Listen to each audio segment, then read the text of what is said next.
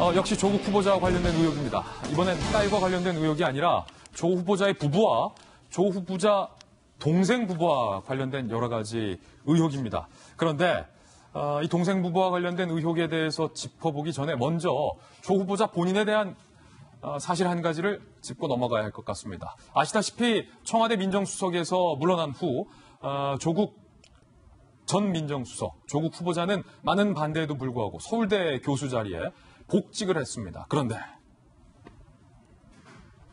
출근도 한 번 안 하고 강의도 한 번 안 하고 월급 845만 원을 받은 사실이 확인이 돼서 이 또한 논란이 되고 있습니다.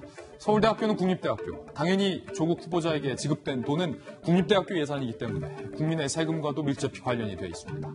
지난 8월 1일 조국 법무부 장관 후보로 강력하게 거론되던 중에 서울대 법학전문대학원 교수로 복직을 했어요. 한 달이었어요, 단 한 달.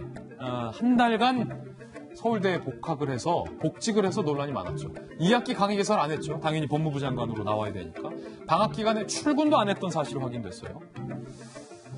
그런데 지난 17일 서울대학교 측이 조국 후보자에게 한 달치 월급 845만 원을 지급을 한 겁니다.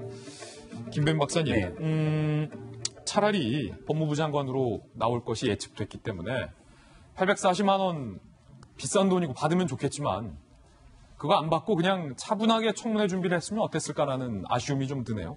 돈에 대한 문제만은 아니겠죠. 사실은 휴직하고 다시 또 여기 대해서 복직을 하게 되고, 그러니까 본인은 민정수석으로 있는 동안 서울대에 들어가지 않는 상황이면서 또 법무부 장관으로 바로 옮겨가기 때문에 결과적으로 이 모든 것들이 학교에 있는 학생들과 동료 교수들에게 피해를 준다라는 목소리로 조국 후보자가 차라리 교수직을 사직하는 것이 오히려 온당치 않냐라는 목소리가 굉장히 높았습니다. 그럼에도 불구하고 본인이 과거 했던 얘기와는 정반대로 과거에 자신이 했던 얘기는 선출직에 해당되는 것이고 임명직 같은 경우는 전혀 문제가 없다고 얘기를 하잖아요.